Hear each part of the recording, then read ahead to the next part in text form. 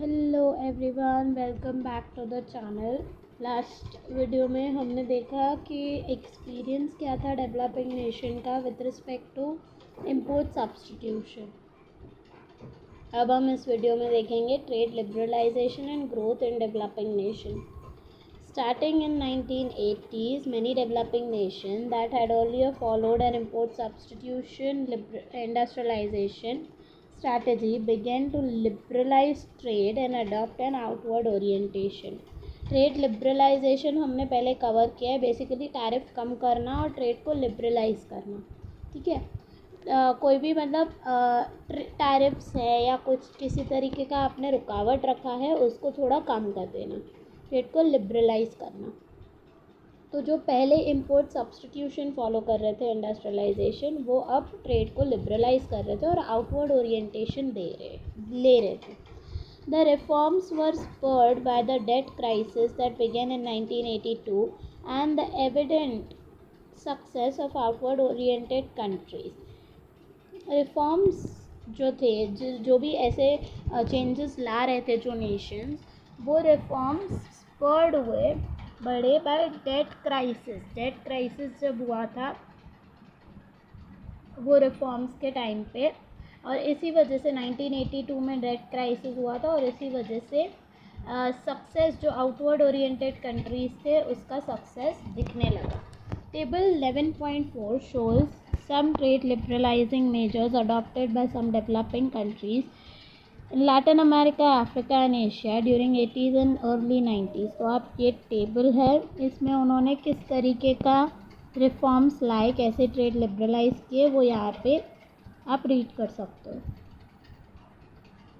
In general, the reforms involved a dramatic reduction and simplification in average tariff rate and quantitative import restriction. In general, what happened, अगर सारे countries का हम in general देखें तो उन्होंने काफ़ी ज़्यादा रिडक्शन कर दिया था एवरेज टैरिफ रेट में, एंड क्वांटिटेटिव इंपोर्ट रेस्ट्रिक्शंस जितने भी है उसमें भी रिडक्शन कर दिया था, सिंप्लीफाई कर दिया था उनको, ताकि वो लिबरलाइज कर सके, ट्रेड को बढ़ा सके। These in turn resulted in a much higher degree of openness as measured by sum of export plus import as a ratio of GDP. क्यों किया? टैरिफ्स कम कर दिए, एक्सपोर्ट और इंपोर्ट दोनों बढ़ाने के लिए, ट्रेड को ओपन करने के लिए, ओपननेस यानी ज़्यादा वो ओपन हो सके। जो पहले रिस्ट्रिक्टेड थे अब वो रिस्ट्रिक्टेड नहीं है, अब वो दूसरे नेशन से ओपनली ट्रेड कर सकते हैं। तो जीडीपी में जो एक्सपोर्ट प्लस इंपोर्ट का जो सेक्शन आता है उसको बढ़ाने के लिए। A sharp increase in ratio of manufacturers in total export and higher rate of growth for liberalizing economies। तो ताकि मैन्युफैक्चरर्स को टोटल एक्सपोर्ट्स का रेशियो उनका बढ़ सके, यानी वो एक्सपोर्ट कर सके ज़्यादा, और सबसे इम्पॉर्टेंट ग्रोथ हो सके, जो ग्रोथ रेट है इकोनॉमी का वो बढ़ सके। Trade reforms were most successful when launched in a single bold move rather than with a number of small hesitant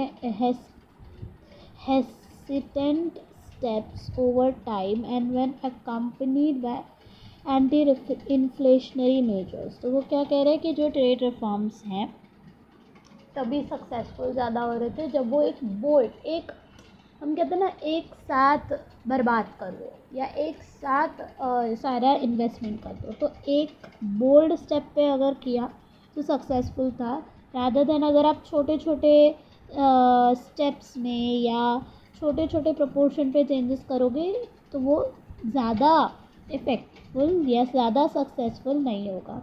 The World Bank has greatly facilitated the planning and carrying out of trade liberalization program with technical assistance and loan। World bank ने भी planning and how trade liberalisation should be carried out, उसमें अपना technical assistance, loan provide किया है। World bank began its lending for structural adjustment in 80s and by 1995 it had lent more than $20 billion to more than 60 countries for the purpose of implementing structural or sectoral reform.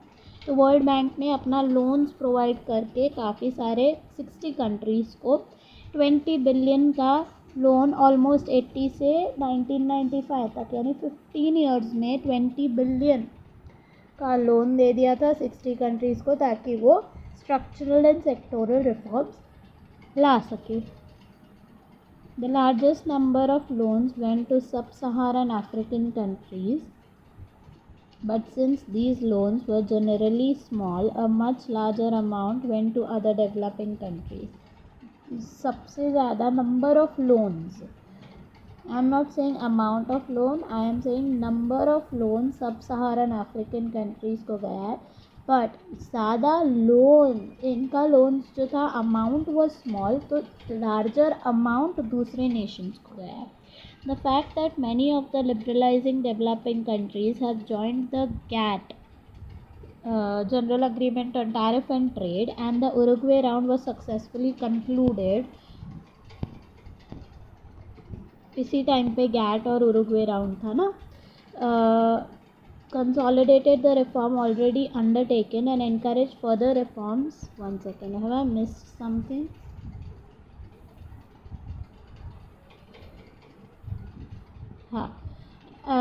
And that the Uruguay round was successfully concluded.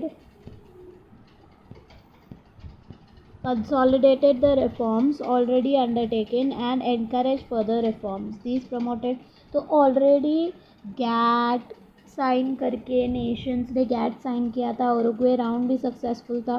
तो already जो tariff है वो reduction की बात हो चुकी थी.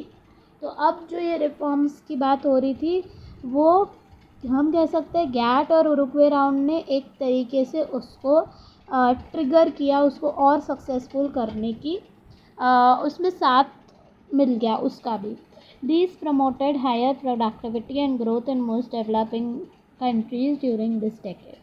तो 80s के डेकेड में higher productivity and growth developing nations में दिखने को मिला इस रिफॉर्म्स की वजह से.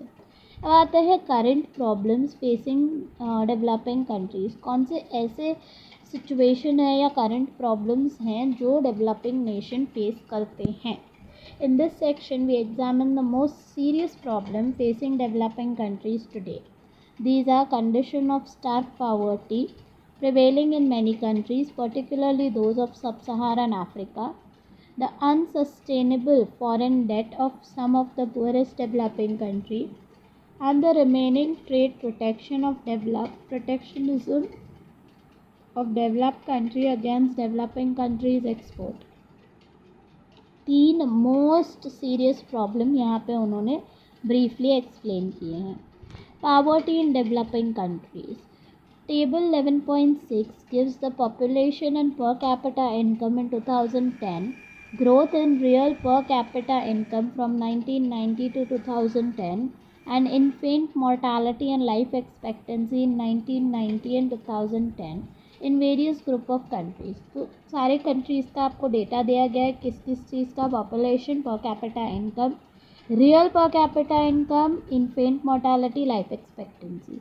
इससे आपको ओवरव्यू मिलता है कि कैसे पावर्टी प्रिवेल कर रहा था. पर कैपिटा इनकम कम होना यानी पावर्टी ज़्यादा है.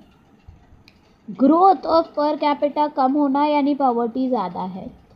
इन्फेंट मोर्टालिटी हायर है यानी इन्फेंट मोर्टालिटी यानी जो बच्चा पैदा होता है उसे इन्फेंट कहते हैं. तो वो मोर्टालिटी यानी उसकी डेथ. तो उसका जो इन्फेंट का डेथ रेट हाई है तो यानी पॉवर्टी बहुत ज़्यादा है, वहाँ पे डेवलपमेंट नहीं है. लाइफ एक्सपेक्टेंसी कम होगा यानी पॉवर्टी ज़्यादा है. तो ये सारी चीज़ें आपको टेबल से पता चल जाएगी. The table shows that average पर capita income of all developing economies and farmer communist country was only $3,304 in 2010 as compared with $38,658 in high income advanced countries. आप डिफरेंस देख सकते हो हाई इनकम एडवांस कंट्रीज़ का. Per capita क्या होता है कि एक पर्सन का इनकम अगर हम डिवाइड करते हैं 10 रुपये मेरे पास हैं, 10 जन हैं तो हर एक को कितना हिस्सा मिलेगा? एक हिस्सा मिलेगा। तो वैसे ही पर पर्सन जो इनकम था वो था 3,304, वेराज हाई इनकम नेशन का कितना है? 38,000। डिफरेंस देख सकते हो, बहुत हाई है। तो यहाँ पे ही आपको पता चल गया, पहली पॉइंट मैंने क्या बोली थी, पर कैपिटा इनकम कम होना यानी पॉवर्टी प्रिवेल कर रहा है। Worse still, the average growth of real per capita income was only 1.1% in sub-Saharan Africa, 1.8% in developing countries of Europe and Central Asia, and 2.3 in Middle East and North Africa. मैंने जैसे बोला growth of real per capita income भी कम होगा, तो इसका मतलब with time आपका पर कैपिटा इनकम बढ़ भी नहीं रहा है, तो वो भी कम होना यानी पॉवर्टी प्रिवेल कर रही है। यहाँ पे रीजंस भी दिए हैं किन रीजंस की वजह से पर कैपिटा कम था, 1.1 था सब सहारन अफ्रीका, क्योंकि वहाँ पे drought, war, rapid population growth की वजह से, HIV वायरस की वजह से। 1.8 था यूरोप एंड सेंट्रल एशिया में, बिकॉज इकोनॉमिक रिस्ट्रक्चरिंग हो रहा था वहाँ पे, कम्युनिज्म का कोलैप्स हो गया। तो यहाँ पे रीजंस भी दिए गए हैं, आप रीड कर सकते हो। The average growth of real per capita income was also relatively low in Latin America and Caribbean between 1990 and 2010 because of political turmoil and failure in development effort. तो वहाँ पे भी लैटिन अमेरिका एंड कैरिबियन में average growth of real per capita income बहुत कम था। Only in East Asia and Pacific economies did the real per capita income increase very rapidly from 1990 to 2010। बहुत कम जगह पर यानी East Asia and Pacific economies में ही real per capita income का growth देखने को मिला, बहुत हाई ग्रोथ था।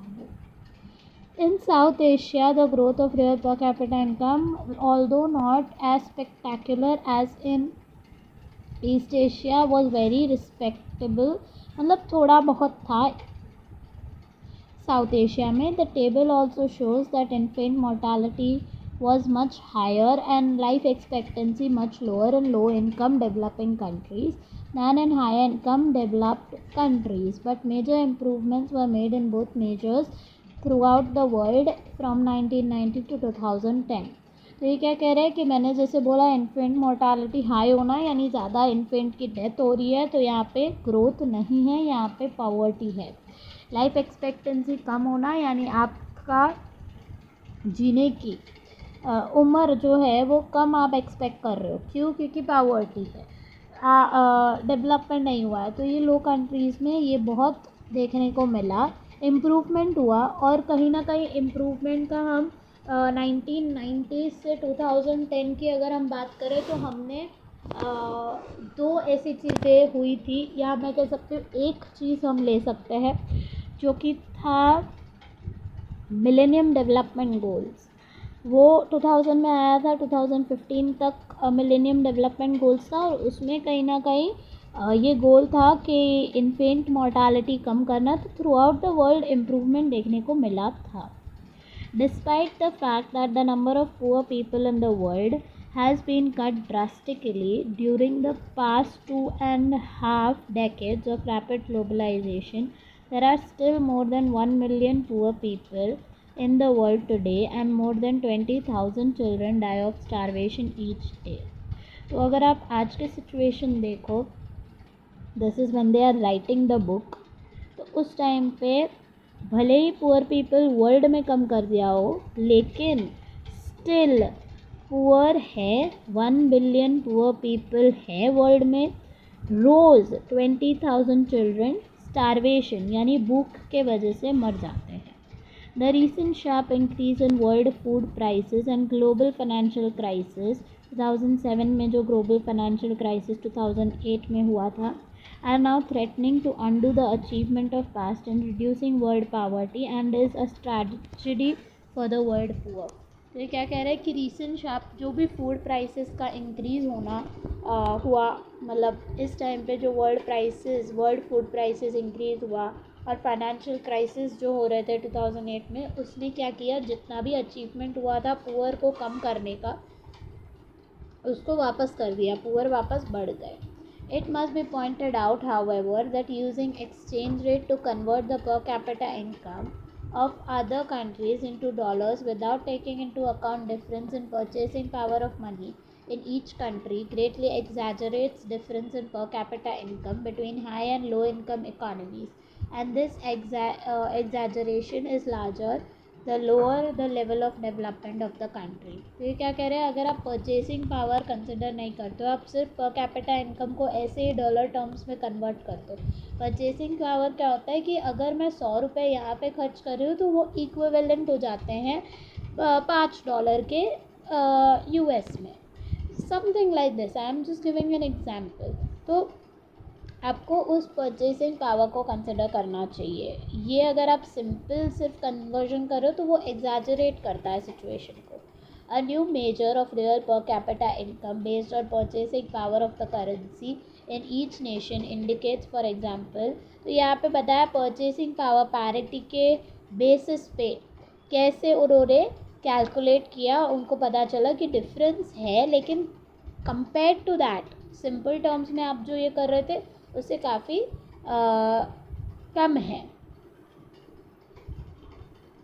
Thus, per capita income adjusted for PPP, that is purchasing power parity, greatly reduced major differences in standard of living between high and low income country. Nevertheless, they remain very large. थे difference, लेकिन कम अभी देखने को मिले PPP purchasing power parity के through आप अगर calculate करते हो तो उसके थ्रू। मैं ये आपको एक चीज़ और बताना चाहूँगी, अगर आपका कोई कज़न या आपका कोई रिलेटिव US या कनाडा या कहीं और रहता है तो आप जब भी समझो आपके यहाँ पे आपका जो इनकम है वो है 40,000 रुपीज़, वेराज उनका इनकम इंडिया के रुपी के टर्म्स में 1 लाख रुपये पर मंथ है। आप इसको कंपेयर करके देखते हो कि आप बोलते हो अरे वाह उसका जॉब बहुत अच्छा, लेट्स से कनाडा में है या US में है या कहीं पे भी अब्रॉड में लिख लेती हूँ, I will not right a name, I right abroad वाला बंदा बहुत ज़्यादा कमा रहा है। लेकिन अगर आप PPP के टर्म्स में परचेसिंग पावर पैरिटी के टर्म्स में चेक करोगे आपको पता चलेगा वो तो भाई 35,000 सिर्फ महीना कमा रहा है।